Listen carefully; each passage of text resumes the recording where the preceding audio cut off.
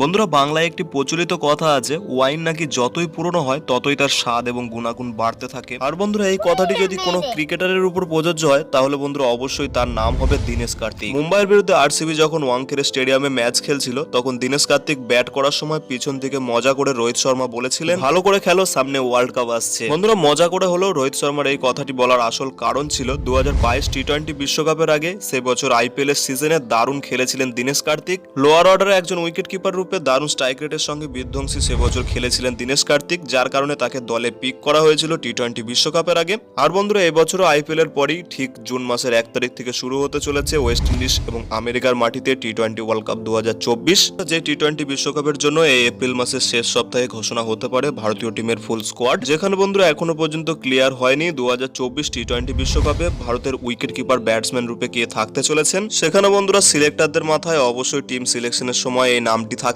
চলেছে।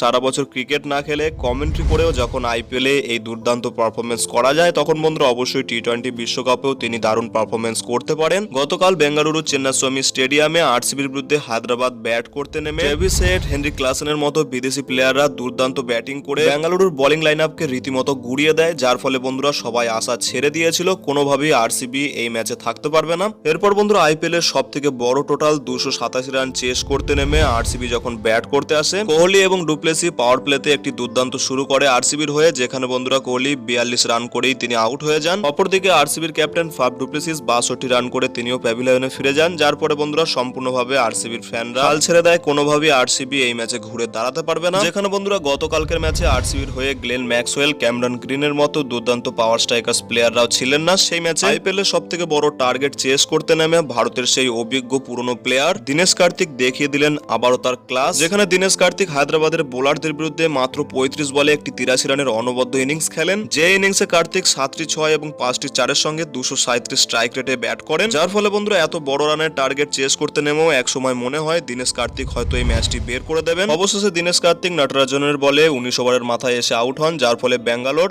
এখনো অব্দি আইপিএল এর ইতিহাসে দ্বিতীয় ইনিংসের সব থেকে বড় রানটি 262 রান করে ফেলে। আরসিবি এই ম্যাচে 25 রানে হারলেও দীনেশ কার্তিকের ইনিংস কেউ ভুলতে পারবে না এই ম্যাচে। এবছর দীনেশ কার্তিক এখনো অব্দি 5টি ইনিংস খেলেছেন, যেখানে বন্ধুরা সিএসকে এর সাথে প্রথম ম্যাচে 26 বলে 28 রানের একটি নট আউট ইনিংস খেলেন, যারপর পাঞ্জাবের বিরুদ্ধেও 10 বলে একটি 28 রানের নট আউট ইনিংস খেলেন। কলকাতার বিরুদ্ধেও তিনি শেষে নেমে 8 বলে 20 রান করে, যারপর বন্ধুরা মুম্বাইয়ের বিরুদ্ধে যেখানে আরসিবির বড় বড় ব্যাটাররা রান করতে ব্যর্থ হয় সেই ম্যাচেও দীনেশ কার্তিক মাত্র 23 বলে একটি 53 রানের অনবদ্য ইনিংস খেলেন। আর বন্ধুরা গত ম্যাচেও হায়দ্রাবাদের বিরুদ্ধে কঠিন পরিস্থিতিতেও তিনি 35 বলে 83 রান করেন, যার ফলে বন্ধুরা তিনি লোয়ার অর্ডারে এই দুর্দান্ত ক্যামিও রোলে পারফরমেন্স করার জন্য অবশ্যই টি-20 বিশ্বকাপে একজন ভারতীয় উইকেট কিপার ব্যাটার্স রূপে ভারতীয় সিলেকশন কমিটির মাথায় থাকতে চলেছেন। লেটসি বন্ধুরা, ক্যাপ্টেন রোহিত শর্মা তিনি কি সত্যি মজা করে বলেছিলেন দীনেশ কার্তিককে, নাকি বন্ধুরা সত্যি তার মাথায় চলছে দীনেশ কার্তিকের নাম? বন্ধুরা তোমাদের কি মনে হয় আসন্ন টি-20 বিশ্বকাপ 2024-এর জন্য দীনেশ কার্তিকের মতো একজন অভিজ্ঞ প্লেয়ারকে কি আবার সুযোগ দেওয়া উচিত, নাকি বন্ধুরা অন্য কোনো ইয়াং ভারতীয় উইকেট কিপার ব্যাটার্সকে ভারতীয় স্কোয়াডে সিলেকশন করা হতে চলেছে? তোমাদের মতামত ভিডিও নিচে কমেন্ট সেকশনে অবশ্যই জানাতে পারো। আর বন্ধুরা ভিডিওটি ভালো লাগলে ভিডিওটিকে অবশ্যই একটি লাইক করে পারলে বন্ধুদের মধ্যে শেয়ার করে দিও। দেখা হচ্ছে অন্য কোনো ভিডিওতে। Till then, bye by.